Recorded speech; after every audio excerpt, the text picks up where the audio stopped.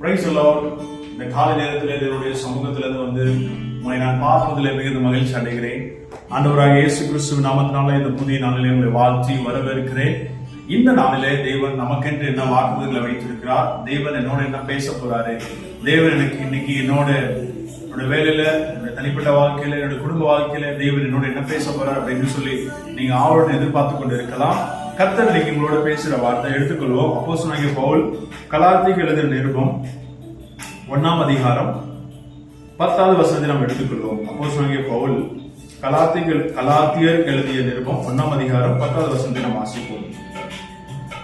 இப்பொழுதும் நான் மனுஷரையா இல்ல தேவனையா நான் நாடி போகிறேன். மனுஷரை பிரியப்படுத்த பார்க்கிறேன். நான் இன்னும் மனுஷரை பிரியப்படுத்தவனாய் இருந்தால் நான் கிறிஸ்துவின் ஊழியக்காரன் அல்லவே அல்ல. எனக்கு அன்பான தேவனுடைய பிள்ளைகளே, அப்போஸ்தலனாகிய பவுல் இந்த இடத்துல என்ன எழுதுறாருன்னா, இந்த இடத்துல நல்ல ஒரு வார்த்தை கோட் பண்றாரு பாருங்க. என்னன்னா, மனுஷரையா தேவனையா நாடி போகிறேன் அப்படின்னு சொல்றாரு. நீ மனுஷரை பிரியப்படுத்தவனா இருந்திருந்தீங்கன்னா இன்னாரே சரியான ஒரு ஊழியக்காரனே அல்ல. எனக்கு அன்பான தேவனுடைய பிள்ளைகளே, இந்த வசனத்துடைய அர்த்தத்தை நான் உங்களுக்கு தெளிவாய் சொல்லுகிறேன்.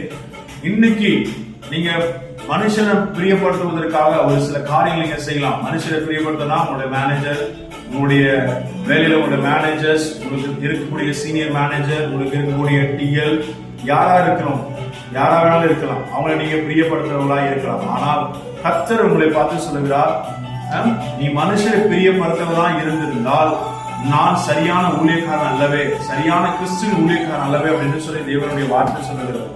எனக்கு அன்பான பிள்ளைகளே, அதான் ஆண்டவர் பைபிள் வசனம் சொல்லுகிறாரு, மனுஷனை நம்புவதை பார்க்கிலும் கர்த்தர் மேல் பற்றுதலா இருப்பதுனால. மனுஷனா இன்னைக்கு நல்லா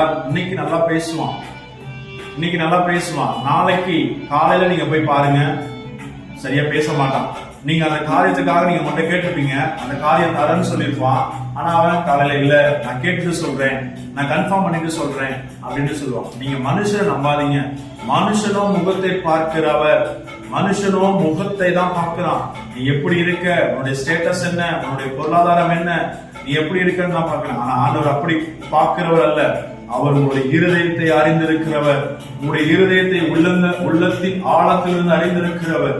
அதனால மனுஷரை பிரியப்படுத்துறதுக்காக எதுவும் செய்யாதீங்க. எனக்கு அன்பான தேவனுடைய பிள்ளைகளே, வாலிபனே, வாலிப சகோதரனே, சகோதரியே, கர்த்தர் இன்னைக்கு உங்களை பார்த்து சொல்லுகிறார், என் ஃப்ரெண்ட்ஸுக்காக இதை நான் செஞ்சேன், என் ஃப்ரெண்ட்ஸ் இதை பண்ண சொன்னாங்க, என்னுடைய ஃப்ரெண்ட் இதை செய்ய சொன்னாங்க, என்னுடைய நண்பி என்னுடைய செய்ய சொன்னாங்க, என்னுடைய ஹாஸ்டல் மேட்டு, என்னுடைய காலேஜ் மேட்டு, என்னுடைய ஸ்கூல் மேட்டு, என்னோட ஆபீஸ் மேட்டு, இதெல்லாம் எனக்கு பண்ண சொன்னாங்க, நான் அதனால பண்ணேன் அப்படின்னு நீங்க செய்திருப்பீர்கள். ஆனால் இன்னைக்கு ஆண்டவர் உங்களை பார்த்து சொல்லுகிறார், அதை இனிமேல் ஃபாலோ பண்ணாதீங்க, அதை இனிமேல் ரெகுலரா ஃபாலோ பண்ணாதீங்க.